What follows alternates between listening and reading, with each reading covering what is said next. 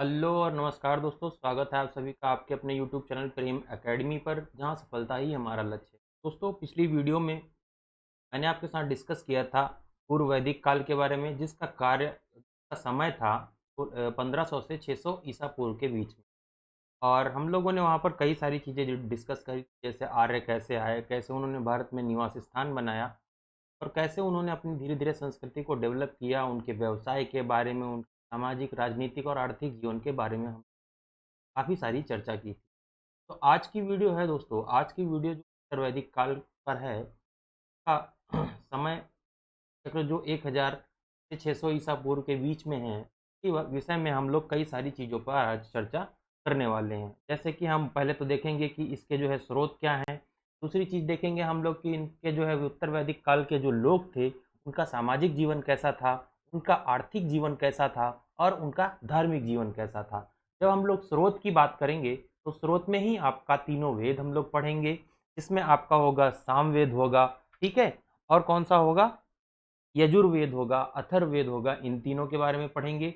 उसके बाद हम लोग पढ़ेंगे ब्राह्मण ग्रंथ के बारे में, फिर पढ़ेंगे आरण्यक के बारे में और थोड़ा-सा डिस्कस करेंगे हम लोग उपनिषद के बारे में। आज की वीडियो टोटल आप लोग को आइडिया लग गया होगा कि किसपे हम लोग बात करने वाले हैं। तो अभी तक अगर आप लोग चैनल पर नए हैं तो चैनल को सब्सक्राइब कर लीजिए और वीडियो को लाइक और शेयर कर दीजिएगा, ठीक है? और चैनल को सब्सक्राइब करने के बाद बेल आइकन ज़रूर प्रेस कर दीजिएगा, जिससे कोई भी अपडेट्स आपसे मिस ना हो। तो चलिए दोस्तों, देर ना करते हुए शुरू करते हैं आज की वीडियो को। आज की वीडियो में हम लोग पढ़ेंगे क्या? उत्तर वैदिक काल। तो सबसे पहले उत्तर वैदिक काल के स्रोत के बारे में जान लेते हैं। जैसा कि मैंने अभी आपको बताया कि इसके जो स्रोत हैं वो क्या है कि तीन, तो पहली बात वेद हैं, तीन तो वेद हैं। अब ये तीनों वेद कौन कौन से हैं? पहला तो आपका यहाँ पर है सामवेद। पहला कौन सा है? सामवेद। ठीक, दूसरा कौन सा है? यजुर्वेद। ठीक, यजुर्वेद है, ठीक है। और तीसरा है अथर्ववेद। अथर्ववेद, ठीक है। तीसरा है अथर्ववेद। तो ये तीनों वेद जो हैं, ये उत्तर वैदिक काल के स्रोत हैं। और मैंने आपको बताया था जो पूर्व वैदिक काल था, उसका स्रोत क्या था? ऋग्वेद था, ठीक है। तो ऋग्वैदिक काल का, जिसको हम लोग पूर्व वैदिक काल को हम लोग ऋग्वैदिक काल भी कह रहे थे। क्यों कह रहे थे? क्योंकि उसका जो स्रोत था वो केवल और केवल ऋग्वेद था। दूसरी चीज हम लोग इसका दूसरा स्रोत क्या होगा? दूसरे स्रोत की बात करें, दूसरे स्रोत होंगे हमारे इसके ब्राह्मण ग्रंथ। दूसरे स्रोत होंगे ब्राह्मण ग्रंथ, ठीक है। और तीसरे स्रोत की बात करें हम लोग अगर, तो तीसरा स्रोत हमारे होंगे इसके क्या? आरण्य। मतलब स्रोत का मतलब आप लोग समझ रहे होंगे कि जिन ग्रंथों से इस काल की जानकारी मिलती है वही इस काल के क्या हैं? स्रोत हैं। अब चौथा बात करें तो इसी में आएंगे आपके तीन उपनिषद। तीन उपनिषद, तीन उपनिषद आएंगे। वो भी क्या होंगे? आपके उत्तर वैदिक काल के क्या होंगे? स्रोत होंगे, ठीक है। तो आज इन्हीं की चर्चा हम लोग करेंगे। पहले हम लोग देखेंगे सामवेद क्या होता है, फिर हम लोग देखेंगे यजुर्वेद क्या होता है, फिर देखेंगे अथर्ववेद क्या होता है, और उसके बाद ब्राह्मण ग्रंथ, आरण्यक, उपनिषद, इनकी भी चर्चा करेंगे। साथ ही साथ हम लोग देखेंगे कि जो उत्तर वैदिक काल के लोग थे वो भिन्न कैसे थे पूर्व वैदिक काल के लोगों से, उनके सामाजिक जीवन में क्या बदलाव आए, साथ ही साथ उनके जो है आर्थिक जीवन में क्या बदलाव आए, और उसके साथ ही हम लोग देखेंगे कि उनके जो है क्या कहते हैं कि और भी जीवन जीने की जो लिपियाँ थी उनमें क्या बदलाव आए, ठीक है? क्या परिवर्तन हुए, और एक इसके साथ ही आप लोग एक कंपेयर तैयार कर पाएँगे, कंपैरिज़न तैयार कर पाएँगे कि पूर्व वैदिक काल के लोग, या जिनको हम लोग ऋग वैदिक काल के लोग कहते थे, और उत्तर वैदिक काल के लोगों में क्या डिफरेंस था। अगर आपसे कोई आगे चलकर सवाल ये करे कि जो है, आप एक बात बताइए कि पहली बात तो यही कि उत्तर वैदिक और पूर्व वैदिक काल में क्या हम लोग डिफरेंस कर सकते हैं? कैसे उनके जीवन में बदलाव आए, कैसे जो है चीज़ों में परिवर्तन हुए, तो इन सब चीज़ों को हम लोग ध्यान से समझेंगे और पूरी वीडियो को पूरा देखेंगे। वीडियो को पूरा आप लोग देखिए, जिससे कि आपको चीज़ें जो है अच्छे से क्लियर हो सकें, ठीक है? तो चलिए हम लोग डिस्कस करते हैं इसमें आगे की पॉइंट्स को। हमारा पहली बात तो हम लोग तीनों वेदों के बारे में जान लेते हैं। पहला वेद आता है आपका कौन सा? सामवेद। का कौन सा आता है? सामवेद। साम, तो देखिए ये दोस्तों जो है भारतीय संगीत के संबंध में अगर हम इसको देखें, तो भारतीय संगीत की जो उत्पत्ति है, भारतीय संगीत की जो उत्पत्ति है वो इसी वेद से मानी जाती है। भारतीय संगीत की जो उत्पत्ति है वो इसी वेद से मानी जाती है। ठीक है, यह आप लोग यह इस प्रकार से यह कह सकते हैं कि यह जो सामवेद है वो गायन से संबंधित रचना है। किससे संबंधित रचना है? गायन से संबंधित रचना है। ठीक है, दूसरी चीज क्या है इसमें, इसी के अंदर क्या किस बात की, आपका जैसे अलाप है, अलाप गाने में समझते हैं आप लोग, अलाप जैसे अलाप लेना, ठीक है, अलाप लेना, ठीक है, अलाप ऐसे करके लेते हैं ना अलाप, अलाप। ठीक, वाद्य यंत्र, आपके कौन से वाद्य यंत्र, वाद्य यंत्र, वाद्य यंत्रों की चर्चा। ठीक है, तो ये सारी चीजें हैं, इनकी चर्चा सर्वप्रथम किसमें की गई थी? आपके सामवेद में ही की गई थी। एक और बहुत ही महत्वपूर्ण बात यह है कि केवल 75 छंद जो इस वेद में दिए गए हैं, उसके केवल 75 छंद, 75 छंद केवल इसके हैं, और बाकी शेष जो बचे हुए हैं वो किसके हैं? शेष किसके हैं? शेष हैं आपके ऋग्वेद से, शेष किसके हैं? ऋग्वेद से लिए। ठीक है, शेष किससे हैं? ऋग्वेद से लिए हुए। ठीक, तो ये बात हो गई हम लोगों की सामवेद। दूसरी चीज देखते हैं हम लोग क्या? यजुर्वेद। दूसरी चीज देखते हैं, कौन सा है दूसरा? यजुर्वेद। ठीक है, यजुर्वेद। अब यजुर्वेद के बारे में बात करते हैं। तो देखिए, जो यजुर्वेद है वो क्या है? कर्म कांडों का संकलन है। क्या है? कर्म कांडों का संकलन है। तो इसमें बताया गया है विधि विधानों के बारे में, ठीक, तौर तरीकों के बारे में। कर्म कांड आप लोग समझ रहे हैं, जैसे ना क्रियाएं, क्रियाओं के संबंध में। ठीक है, जैसे क्या करना है, क्या नहीं करना है, क्या करना होता है, क्या नहीं करना होता है। ठीक है, तो इसमें विधि विधानों की बात की गई है। पहली बात क्या की गई है? कर्म कांडों की बात की गई है। ठीक है, एक मिनट, थोड़ा सा डिस्टर्बेंस, विधि विधानों की बात की गई। ठीक है, तो किस किस चीज की बात की गई है? पहला तो यजुर्वेद में कर्मकांडों की बात की गई है, कर्मकांडों की बात की गई है। ठीक, इन्हीं को क्या बोलते हैं हम लोग? विधि विधान, विधि विधान बोलते हैं। ठीक है, विधि विधानों की बात की गई है, तौर तरीकों की चर्चा की गई है। ठीक है, और एक जो महत्वपूर्ण सबसे इंपॉर्टेंट चीज है, इसको आप लोग स्टार मार्क करके लिख लीजिए कि जो यजुर्वेद एकमात्र ऐसा वेद है जिसकी रचना क्या? गद्य और पद्य दोनों में की गई। इसमें गद्य और पद्य दोनों में की गई। गद्य और पद्य आप लोग समझिए, गद्य और पद्य में डिफरेंस समझने की कोशिश कीजिए। गद्य पद्य का मतलब होता है कि जिसको गाया भी जा सके और पढ़ा भी जा सके। ठीक है, तो इसको गाया भी जा सकता है और पढ़ा भी जा सकता है। समझ गए आप लोग? और इसको देखिए, जो यजुर्वेद है आपको, इसको हम लोग दो भागों में बांटते हैं, दो भागों में बांटते हैं। कौन कौन से दो भाग हैं? पहला है आपका कृष्ण यजुर्वेद, ठीक, और दूसरा है आपका शुक्ल यजुर्वेद। ठीक है, तो इन इसकी भी चर्चा हो गई। अब हम लोग बात करते हैं अपना अथर्ववेद। देखिए, हम लोग स्रोत की बात कर रहे हैं। ठीक है, स्रोत की बात कर रहे हैं यहाँ पे, अथर्ववेद। थोड़ा सा राइटिंग पे आप लोग नहीं जाइएगा, चीज़ों को समझने की कोशिश कीजिए। इस पेन से लिखने में थोड़ा सा भी प्रॉब्लम होता है। तो ये जो था, इसको ऐसा माना जाता है अथर्ववेद को कि ये आम लोगों से संबंधित ग्रंथ थी या रचना मानी जाती थी। इसमें तंत्र मंत्र, जादू टोना, आपका अंधविश्वास आदि की चर्चा जो है खूब भर भर के मिलती। ठीक है, जैसे जादू टोना, वश में करना, ये सब चीज़ें जो थी, आप बहुत बचपन में रहे होंगे तो ये सब चीज़ें को बहुत ही करीब से देखा होगा कि जो है वश में कर लिया, जादू टोना कर दिया। ठीक है, जब आप समझदार हुए तो आपको पता चला कि नहीं, ये सब तो अंधविश्वास की चीज़ें हैं। ठीक है, और दूसरी चीज क्या? पहली बात तो इसमें जादू टोना के बारे में लिखा गया है। क्या लिखा गया है? जादू टोना के बारे में लिखा गया है। ठीक है, अंधविश्वास इसमें जो है खूब भरा पड़ा है। ठीक है, अंधविश्वास, भाई जादू टोना क्या है? मैं तो जहाँ तक मेरा अगर पर्सनल मानना ये है कि जादू टोना ये सब चीजें जो है क्या, तंत्र मंत्र, ये सब क्या है? बहुत ही अंधविश्वास की चीजें। तंत्र मंत्र, मैं आपको सलाह दूं कि आप लोग जो है इन सारे चक्करों में ना पड़ें। ठीक, दूसरी चीज जो इसकी अच्छी बात थी कि इसमें रोगों के उपचार के संबंध में जानकारी दी, रोगों के उपचार के संबंध में जानकारी दी। ठीक है, रोगों के उपचार के संबंध में जानकारी दी गई थी। अब ऐसा कह सकते हैं कि जो भारतीय चिकित्सा है, भारतीय चिकित्सा शास्त्र है जो, उसकी उत्पत्ति जो है इसी यजुर्वेद से मानी जाती है। तो ठीक, इतनी बात हो गई इन तीनों वेदों के बारे में, सामवेद, यजुर्वेद और अथर्ववेद। ऋग्वेद की बात हम लोग ऑलरेडी पूर्व वैदिक काल में कर चुके हैं। तो इतनी सी बात हो गई। अब चलिए अगली स्लाइड पे चलते हैं हम लोग। अब हम लोग यहाँ पर क्या देखेंगे, ब्राह्मण ग्रंथ। क्या होता है, ब्राह्मण ग्रंथ, ब्राह्मण ग्रंथ, ठीक है।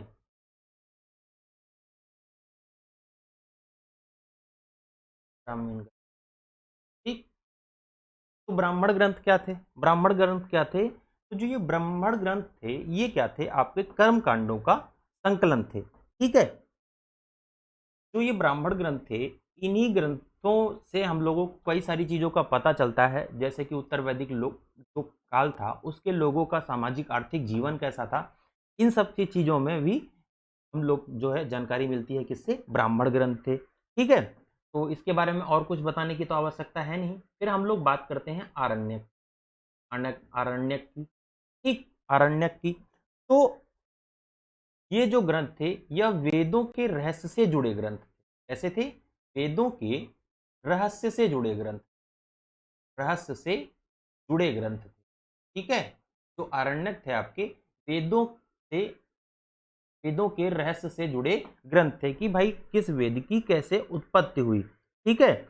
अब ऐसा कह सकते, एक चीज और है कि जो आरण्यक है वो ब्राह्मण ग्रंथ, देखिए यहाँ पर बहुत समझने की चीज है।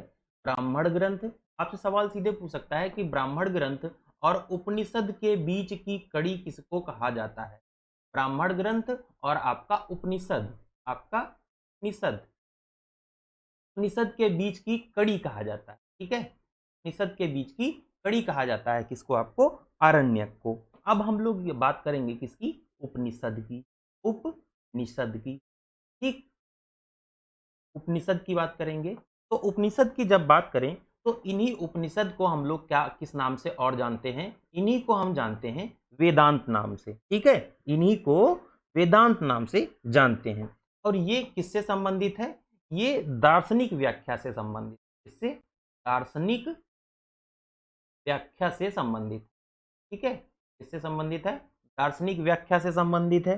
दूसरी चीज, जो उपनिषद हैं उनमें क्या किया गया है, कहा गया है कि कर्म कांडों की क्या की गई है, जो है निंदा की गई है। कर्म कांडों की निंदा किसमें की गई है, आपके उपनिषद में की, कर्म कांडों की निंदा, ठीक, कर्म कांडों की निंदा किसमें की गई है, आपके उपनिषद में ही की गई है। और क्या किया गया है कि भाई कहा कि कर्म कांड जो है ये सब फर्जी की चीजें हैं, आप जो है ज्ञान मार्ग पर बल दीजिए, मतलब आप साइंटिफिक वे में सोचिए, जो बुद्ध का मार्ग है उस पर सोचने का विचार कीजिए। देखिए बुद्ध, देखिए बुद्ध जो है इन ग्रंथों से पहले आए, ठीक है। तो ऐसा मान सकते हैं कि जो ये सारे ग्रंथ जो है कहीं ना कहीं बुद्धा से जुड़े हुए हैं, उनके जो है ज्ञान मार्गीय शाखा से जुड़े हुए हैं, ठीक है। तो इस उपनिषद क्या थे, ज्ञान मार्ग पर बल देते थे, पर ज्ञान मार्ग पर बल देते थे और कर्म कांडों की निंदा करते थे, ठीक है। और क्या कहते हैं, जीव की एकता पर भी बल देते हैं। ये जीव की एकता पर क्या, कि आपने एक संविधान का वर्ड सुना होगा, समता, स्वतंत्रता और बंधुत्व। तो हम ये कह सकते हैं बंधुत्व की भावना पर भी ये उपनिषद जोड़ देते हैं। मतलब क्या कहता है कि जीव की एकता, जीव क्या भाई, जीव हम ही तो हैं, ठीक है, जीव की एकता पर भी बल देता दिया है।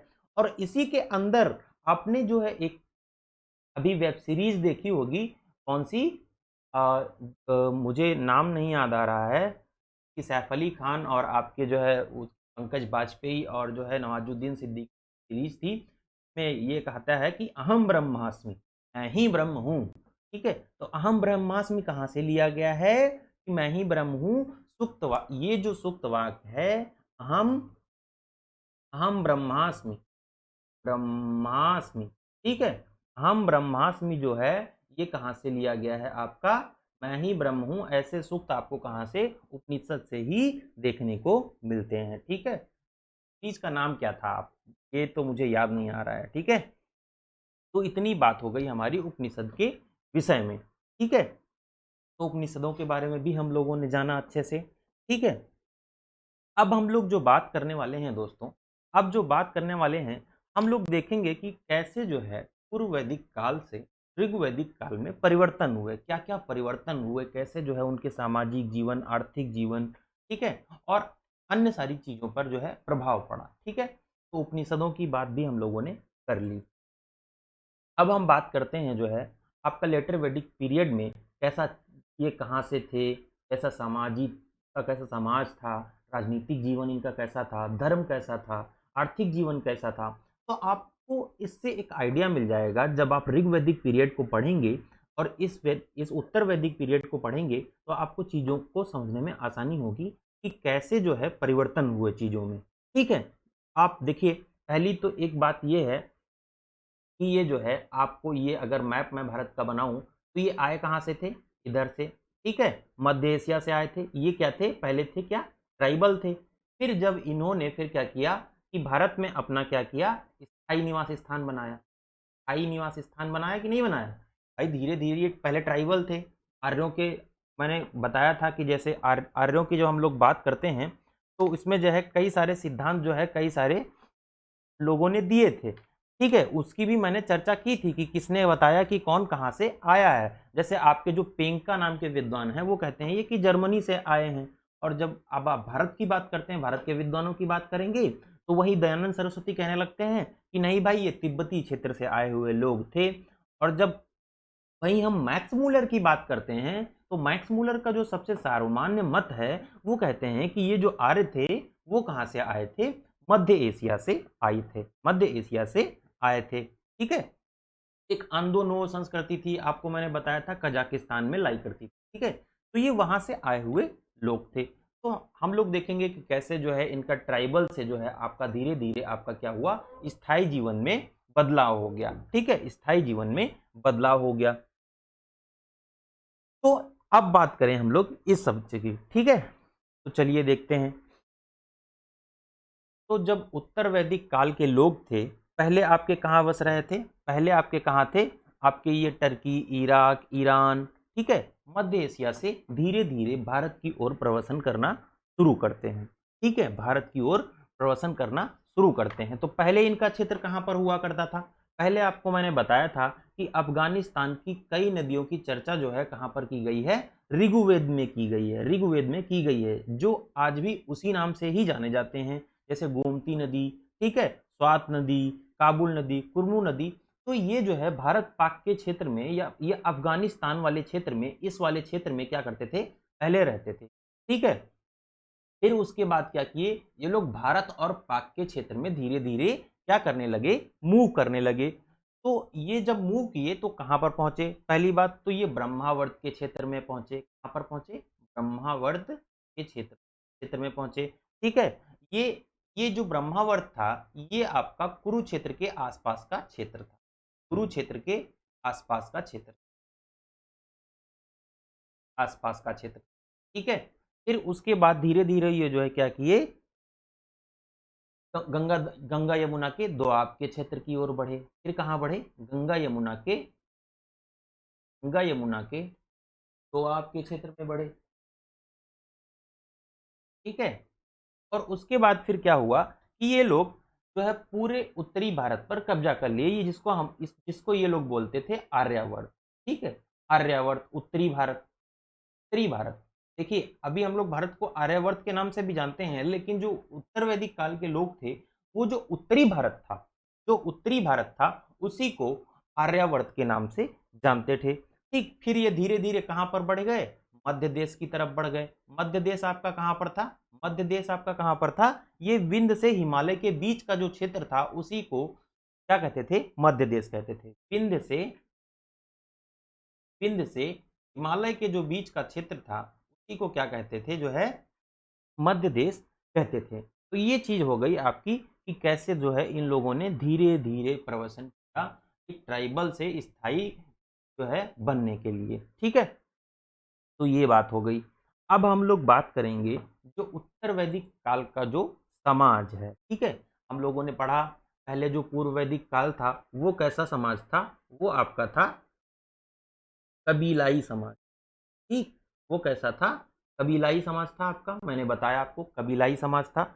लेकिन धीरे धीरे इन लोगों ने क्या किया, जो उत्तर वैदिक काल के लोग थे उन लोगों ने कबीलाई समाज का क्या किया, परित्याग कर दिया।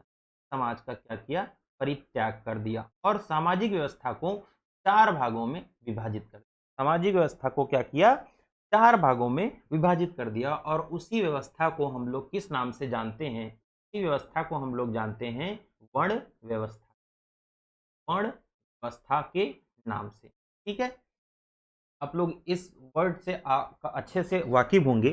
तो ठीक है, इसमें इन लोगों ने 4 वर्गों में जो है लोगों को बांट दिया। कबीलाई जो व्यवस्था थी उसका तो परित्याग कर ही दिया ऋग्वैदिक लोगों ने, क्योंकि जब ये ऋग्वैदिक लोग धीरे धीरे समय बीतता गया, उत्तर वैदिक पीरियड में आए जिसका कार्य समय था आपका 1000 से 600 ईसा पूर्व के बीच का। ठीक, तो 4 वर्ग जो स्थापित हुए इनमें क्या था आपका? ब्राह्मण था पहला। ठीक है, पहला था आपका ब्राह्मण। ठीक, पहला था आपका ब्राह्मण। ठीक, दूसरा था आपका क्षत्रिय। ठीक, क्षत्रिय। ठीक, तीसरा था आपका वैश्य, वैश्य। और चौथा था आपका यहाँ पर शूद्र, चौथा था आपका शूद्र। तो इन 4 वर्णों में जो है पूरे समाज को विभाजित कर दिया, जिसमें जो ये ब्राह्मण था इसको ये लोग क्या कहते थे? पुजारी वर्ग कहते थे। ठीक, ये क्या था? पुजारी वर्ग था। ठीक है, और जो क्षत्रिय था वो क्या था? शासक वर्ग था। क्या था? शासक वर्ग था। ठीक है, और जो वही वैश्य था वो क्या था? कृषि एवं पशुपालन करने वाला था। क्या था? यही जो वैश्य था, आप लोग अभी भी देखते होंगे कि जो जो वैश्य वर्ण के लोग हैं अभी भी क्या करते हैं, जो धंधे में ज्यादा लोग मिलेंगे आपको, जो है इनकी चीज इन्हीं के फर्म्स, बिजनेस फर्म्स जो है इन्हीं के मिलेंगे। तो ये आप इनका जो है पौराणिक हम ये लोग कह सकते हैं कि जो है धंधा वाला सिस्टम था। ठीक है, तो वैश्य लोग। और जो ये शूद्र थे, देखिए इनको क्या कहा जाता था कि ये जो ऊपर के तीनों वर्ग हैं, जो तीनों वर्ग हैं उनको क्या करते थे? सेवा प्रदान करते। तो इनको क्या कहा गया? सेवा प्रदाता कहा गया। तो क्या कहा गया? सेवा प्रदाता कहा गया। हालांकि करंट पर्सपेक्टिव में अगर हम लोग देखें तो ये सब चीजें जो है समाप्त हो जानी चाहिए, क्योंकि कुछ लोगों के दिमाग में अभी भी ये गंदी चीजें भरी हुई हैं। वर्ण व्यवस्था, जाति व्यवस्था, ठीक है, ये सारी चीजों का अब जो है इस नए मॉडर्न जमाने को परित्याग कर देना चाहिए। Everyone is equal. ठीक है, तो ये सब चीजें जो है बहुत ही मायने रखती हैं किसी भी अच्छे समाज को बनाने में। ठीक है, तो देखिए जो आपका ब्राह्मण, क्षत्रिय और वैश्य था, ऐसा कहा गया है वेदों में कि ये जो है ये पुनर्जन्म पाते थे।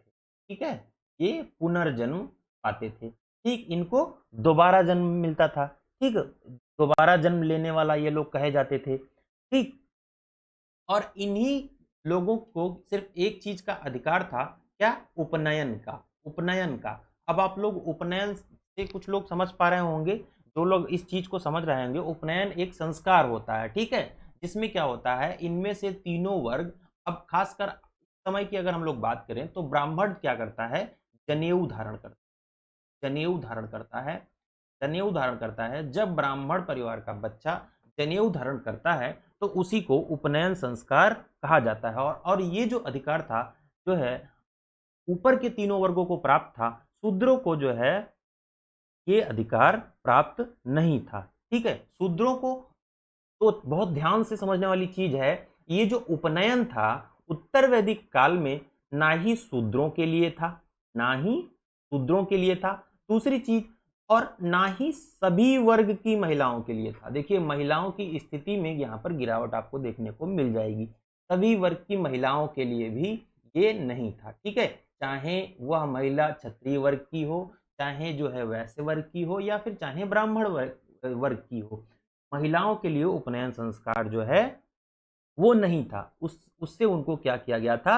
वंचित रखा गया था, या हम इन्हें जो है ये लोग अधम कोटि का कहते थे।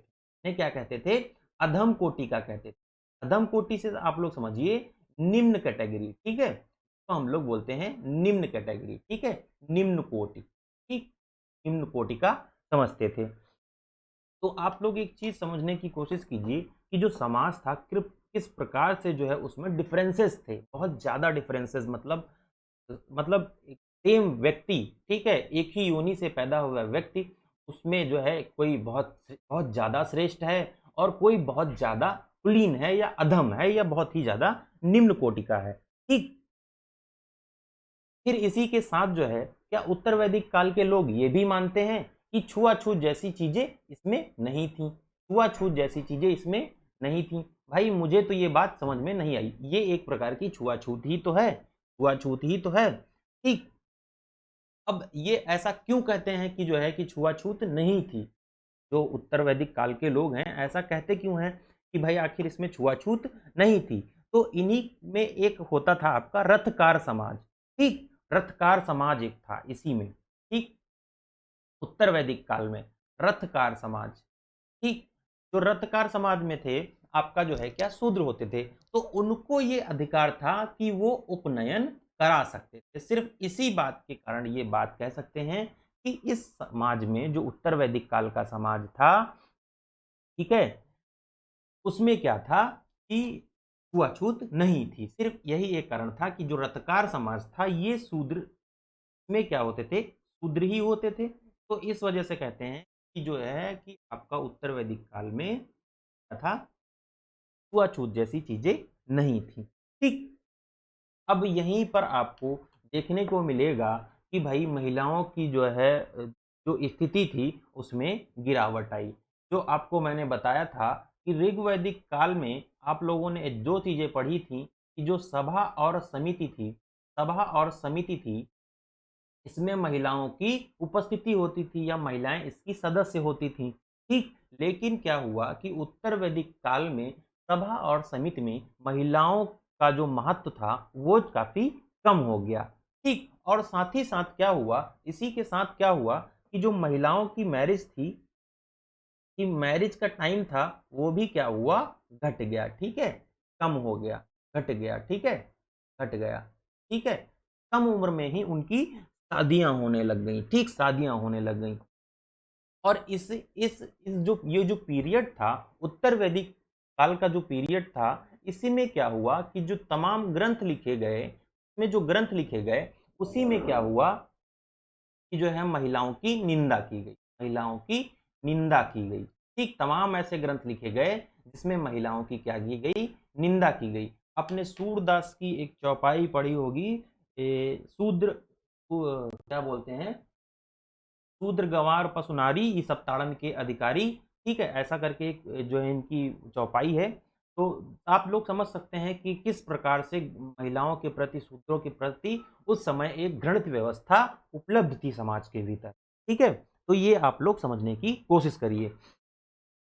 ठीक, अब इसी के संबंध में एक आपको ब्राह्मण ग्रंथ है आपको आपका, जिसको कहते हैं ऐतरेय ब्राह्मण ग्रंथ। ठीक है, ऐतरेय ब्राह्मण।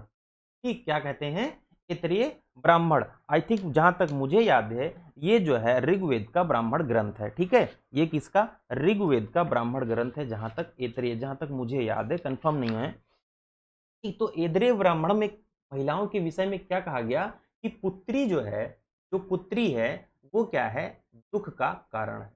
पुत्री क्या है, दुख का कारण है।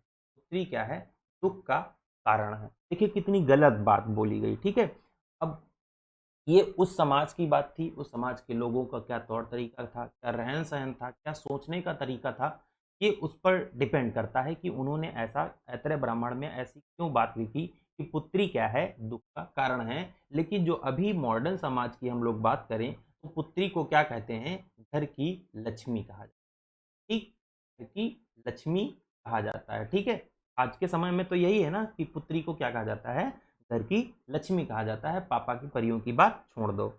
ठीक है, अब देखिए, अब आपका एक चीज आती है, जब हमने ब्राह्मणों की बात की तो एक शब्द आता है गोत्र। गोत्र, ये गोत्र क्या होता था।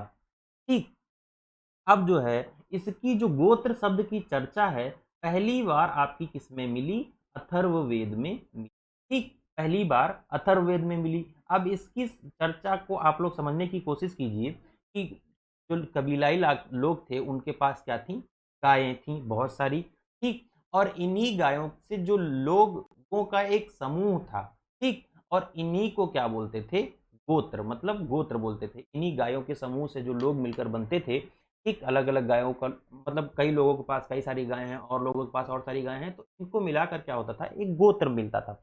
इसी को जो है क्या कहा गया, गोत्र कहा गया। ठीक, अब हम लोग बात करते हैं आश्रम व्यवस्था की। आश्रम व्यवस्था की, उत्तर वैदिक काल में आश्रम व्यवस्था,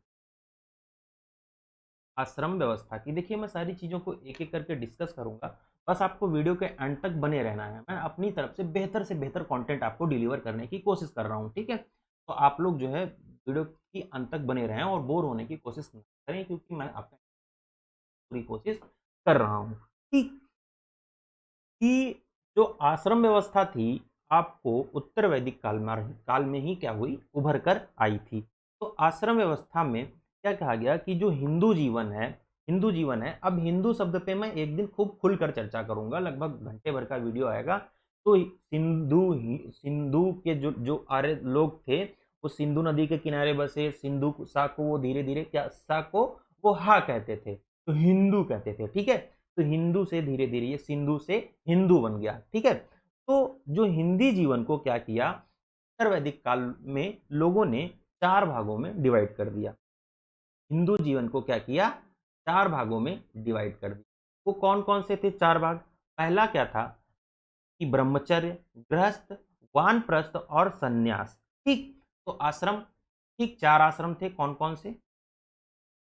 पहला था आपका ब्रह्मचर्य, पहला था आपका ब्रह्मचर्य, दूसरा था आपका गृहस्थ, गृहस्थ, तीसरा था आपका वानप्रस्थ, वानप्रस्थ, और चौथा था आपका संन्यास, ठीक, संन्यास।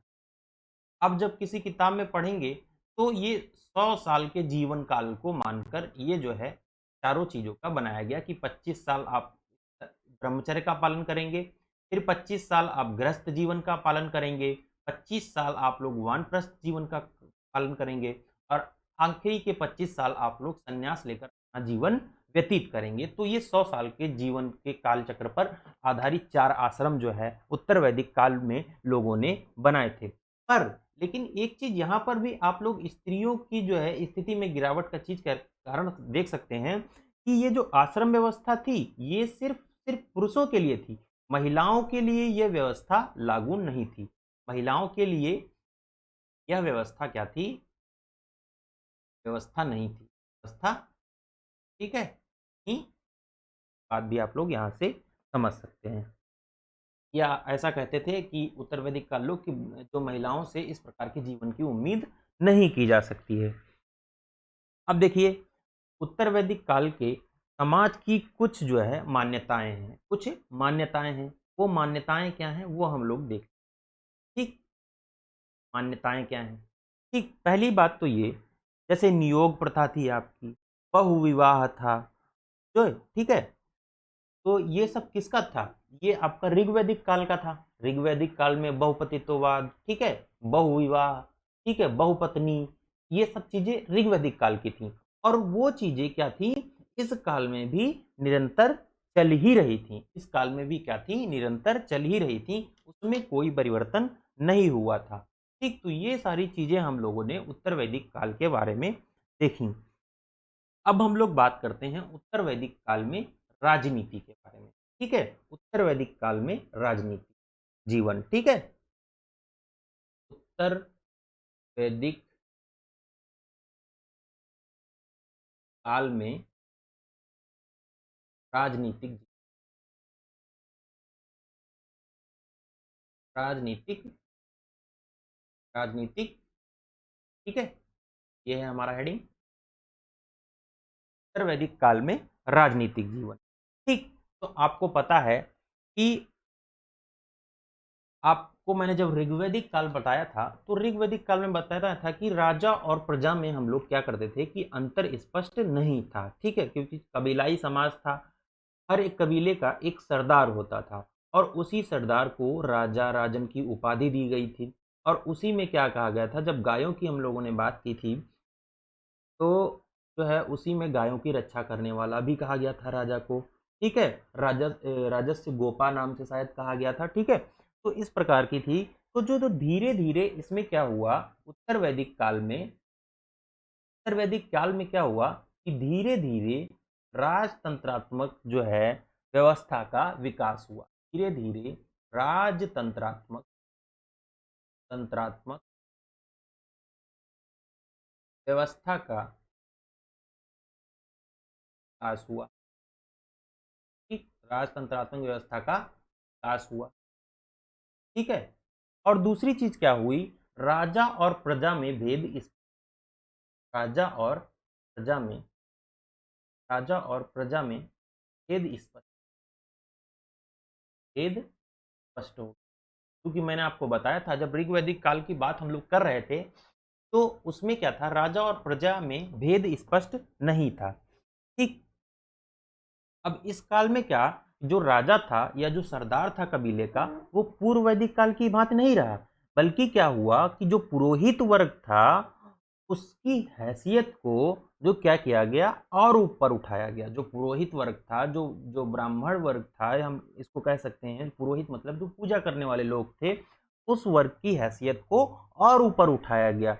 ठीक, और उसी में क्या किया गया, राजत्व में देवत्व का आरोपण भी कर दिया गया। राजत्व में देवत्व का आरोपण क्या किया गया कि राजा जो है देवतुल्य है।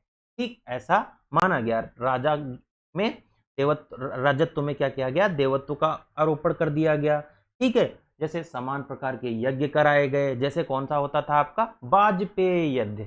वाजपेय यज्ञ, देखिए अब आपसे सवाल में जब पूछेगा तो आपसे यही पूछेगा कि वाजपेय यज्ञ क्या है। ठीक, इसी को जो है रथ दौड़ प्रतियोगिता के नाम से जाना जाता, इस नाम से जाना जाता था, रथ दौड़ प्रतियोगिता। ठीक, प्रतियोगिता के नाम से जाना जाता। ठीक है, दूसरी चीज क्या थी, राजाओं ने अपनी शक्ति को बढ़ाने के लिए राजसूय यज्ञ कराए। कौन से, राजसूय यज्ञ कराए। राजसूय यज्ञ क्या थे कि जो जब राजा सिंहासन पर बैठता था उस समय जो यज्ञ कराया जाता था उसको क्या कहते थे, राजसूय यज्ञ कहते। राजा के आसन पर बैठने के, आसन पर बैठने के,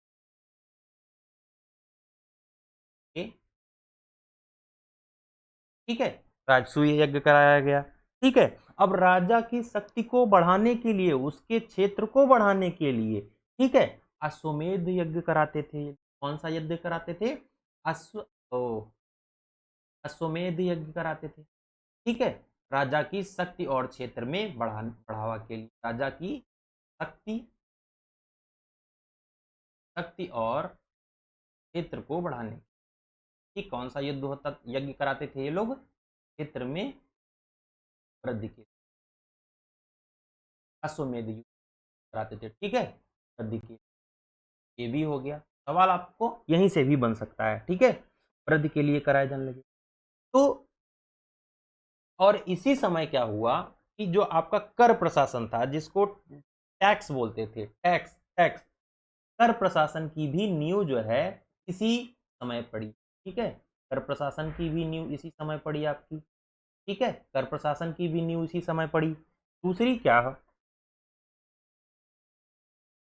चीज है कि वैदिक समाज की जो सभा और समिति जैसी परिषदें थीं, ठीक है, उनका महत्व क्या हुआ, समय के साथ कम होता चला गया। ठीक, अब राजा की हैसियत जो है बढ़ने से अब ये प्रजातांत्रिक संस्थाएं क्या हो गई, गौड़ हो गई थी, क्योंकि राजा की जब हैसियत बढ़ गई, अब जब राजा जो है समस्त निर्णय देने लग गया तो सभा और समिति की आवश्यकता धीरे धीरे समाप्त हो गई। आप लोगों ने जब देखा था कि मैंने जब प्रजातंत्र की बात की थी ऋग्वैदिक समाज में, तो मैंने बताया था कि हाँ कहीं ना कहीं आप प्रजातंत्र की झलक जो है ऋग्वैदिक समाज में देख सकते हैं, क्योंकि वहाँ सभा और समिति के माध्यम से लोग कई सारे विषयों पर चर्चा करते थे, या फिर हम यूँ कहें कि किसी भी विषय पर चर्चा कर कर अपनी जो है राय देते थे, या फिर उस पर समस्त जो है मिलजुल कर निर्णय लेते थे। तो आप वहाँ पर कहीं ना कहीं प्रजातंत्र देख सकते थे। लेकिन जैसे जैसे राजा की हैसियत में वृद्धि होती गई, वैसे वैसे सभा और समिति का जो प्रशासन था वो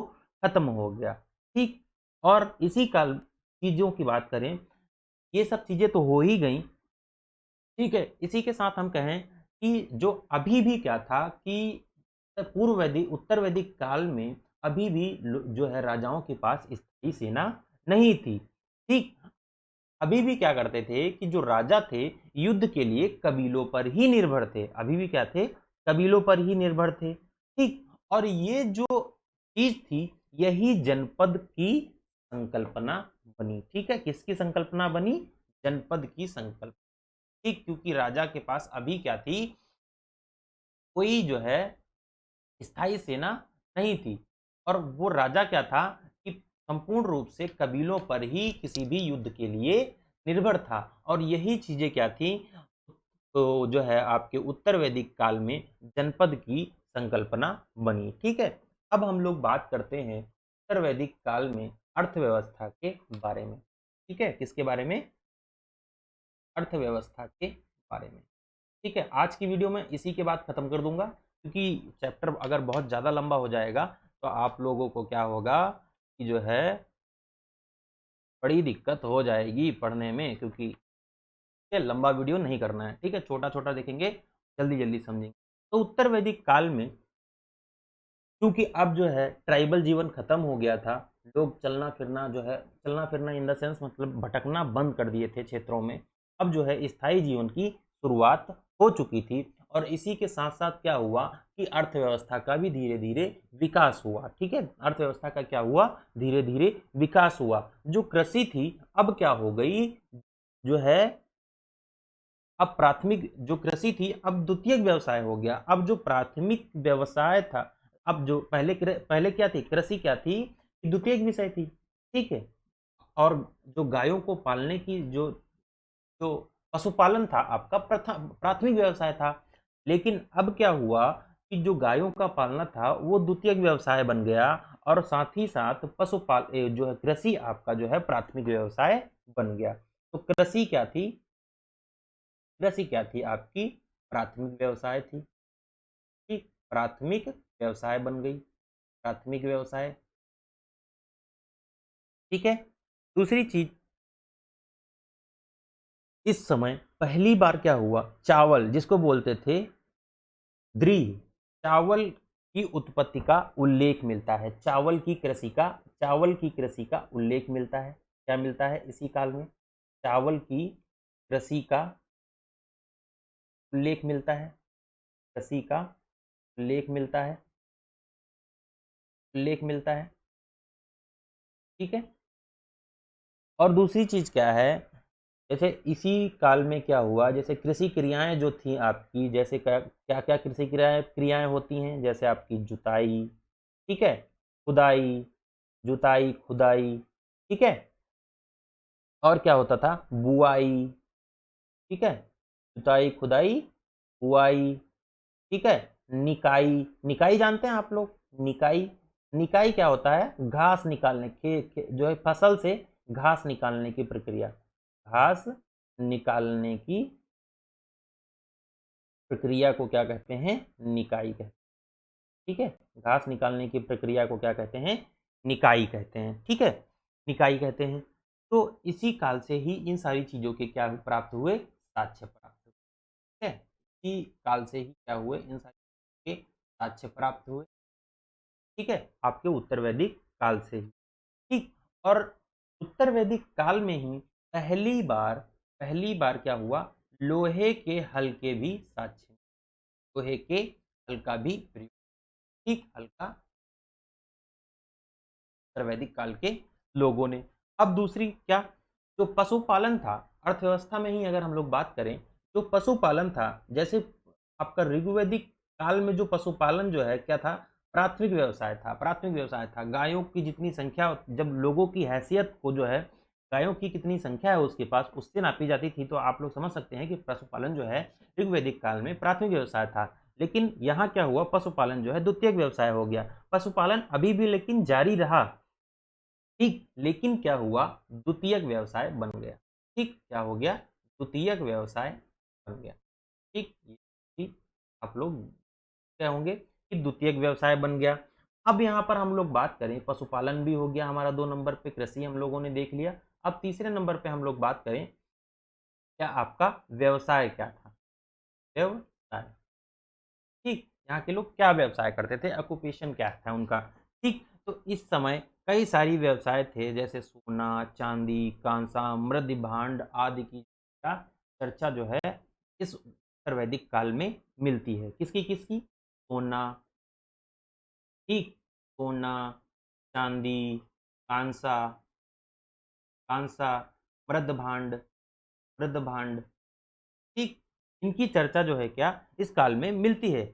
लेकिन लेकिन यहाँ पर एक चीज ध्यान रखना कि ये जो व्यवसाय था, अभी यहाँ पर मुद्रा की कोई बात नहीं थी, मुद्रा का प्रयोग नहीं था। लेकिन अगर व्यवसाय हो रहा है तो या तो भाई दो तरीकों से हो सकता है, या तो मुद्रा का एक्सचेंज, मुद्रा जो है सामान के बदले पैसा दिया जाए, या सामान के बदले सामान दिया जाए। भाई सामान के बदले या तो पैसा दिया जाए या सामान के बदले सामान दिया जाए।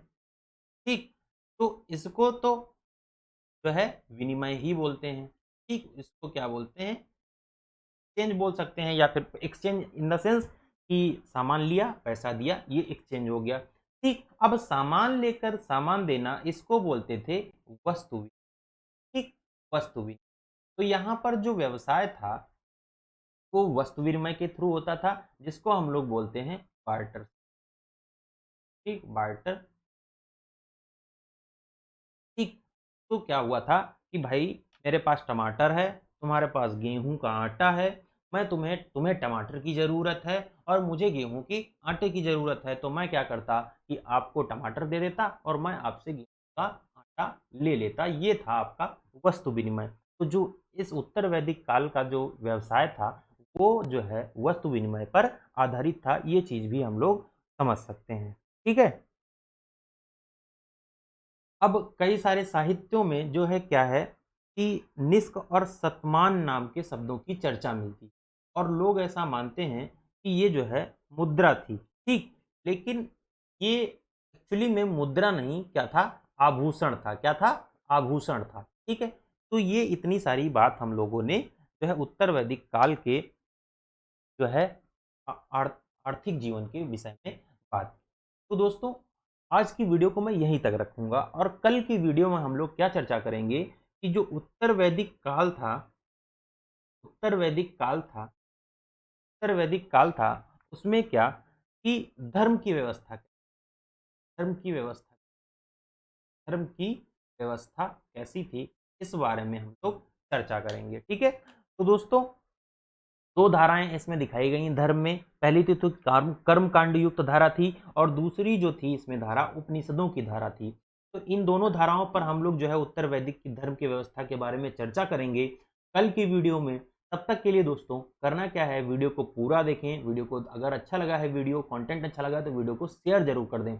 और चैनल आप जब सपोर्ट करेंगे दोस्तों, तभी हमारा जो अभी उत्साह बढ़ेगा कि हम और वीडियोस अच्छे अच्छे लेकर आ सकें। तो दोस्तों बने रहिए। अनूप सर का भी वीडियो आया है, अनूप सर का वीडियो देखिए। मैथ्स की प्रैक्टिस पे इस समय हम लोग जो है अनूप सर ध्यान दे रहे हैं, तो मैथ का प्रैक्टिस अच्छे से करते रहिए। जीएस का पोर्शन आप मेरे ऊपर छोड़ दीजिए। मैंने लगभग जो है आपका हिस्ट्री की तरफ हम लोग बढ़ ही रहे हैं धीरे धीरे, डे बाई डे। और मैंने आपको लगभग जो वनडे एग्जाम्स या फिर आप पीसीएस तक के एग्जाम्स में जो आपका प्री लेवल तक का है, वहाँ के लिए मैंने आपकी क्या करी है, क्वालिटी भी लगभग कंप्लीट करा दी है। एक दो चैप्टर उसमें रह गए हैं, उसको भी मैं कंप्लीट कराऊंगा। बट हालांकि अभी के लिए जितना इंपॉर्टेंट है वो मैं करा रहा हूँ। जियोग्राफी का भी वीडियो जो है कुछ इंपॉर्टेंट पड़ा हुआ है चैनल पर। अब जैसे ही टीचर कोई नया मिलेगा जियोग्राफी का भी वीडियो आ जाएगा दोबारा से। हिस्ट्री और पॉलिटी में आपको पढ़ा ही रहा हूँ। तो दोस्तों कुछ नहीं, आप हमारा थोड़ा सा साथ दीजिए, चैनल को थोड़ा सा आप जो है बढ़ाने की। सब्सक्राइबर्स अगर जैसे ही बढ़ेंगे, हम लोग का उत्साह बढ़ेगा, तो हम और अच्छी वीडियो लेकर आप लोग के आ पाएंगे। तो मिलेंगे अगली वीडियो में दोस्तों। तब तक के लिए बने रहिए प्रेम एकेडमी पर, जहां सफलता ही हमारा लक्ष्य है। जय हिंद।